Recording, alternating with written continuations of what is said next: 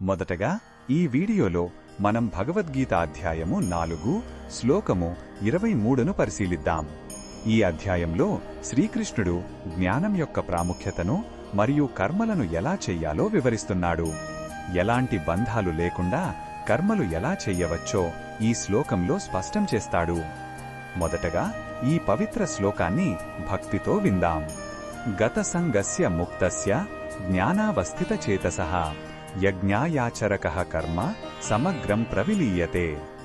ఈ శ్లోకం అర్థమేమిటంటే, ఎవరైతే భౌతిక విషయాలపై ఆసక్తిని, అహంకారాన్ని విడిచిపెడతారో, ఎవరైతే ముక్తులుగా ఉంటారో, ఎవరి మనస్సు ఆత్మజ్ఞానంలో స్థిరంగా ఉంటుందో, అటువంటి వారు చేసే పనులన్నీ యజ్ఞం కోసమే, అంటే భగవంతుని ప్రీతి కోసమే ఉంటాయి. వారు చేసే కర్మల యొక్క ఫలాలు పూర్తిగా కరిగిపోతాయి, అంటే వారికి ఎలాంటి కర్మబంధాలు అంటవు. వేయించిన విత్తనం మళ్లీ మొలకెత్తనట్లు జ్ఞానమనే అగ్నిలో వారి కర్మలన్నీ దగ్ధమైపోతాయి.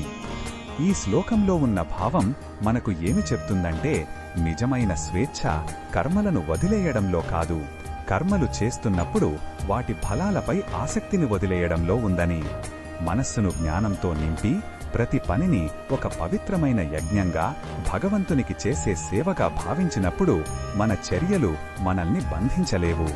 ఇది సంపూర్ణమైన అంతర్గత శాంతిని, నిర్లిప్తతను మనకు అందిస్తుంది. ఈ బోధనను మన దైనందిన జీవితంలో ఎలా ఉపయోగించుకోవచ్చు అంటే, మనం చేసే ప్రతి పనిని, అది ఆఫీసులో పని కావచ్చు, ఇంట్లో బాధ్యత కావచ్చు, దానిని మన కర్తవ్యంగా భావించి శ్రద్ధగా చెయ్యాలి. కాని ఫలితం ఎలా వస్తుందోనని ఆందోళన చెందకూడదు. విజయం వస్తే గర్వపడకుండా, అపజయం వస్తే కృంగిపోకుండా ఆ ఫలితాన్ని భగవంతునికి అర్పించాలి.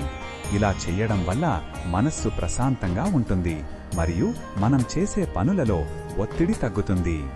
మరిన్ని భగవద్గీత శ్లోకాల అర్థాన్ని తెలుసుకోవాలంటే మా తదుపరి వీడియోలను తప్పకుండా చూడండి.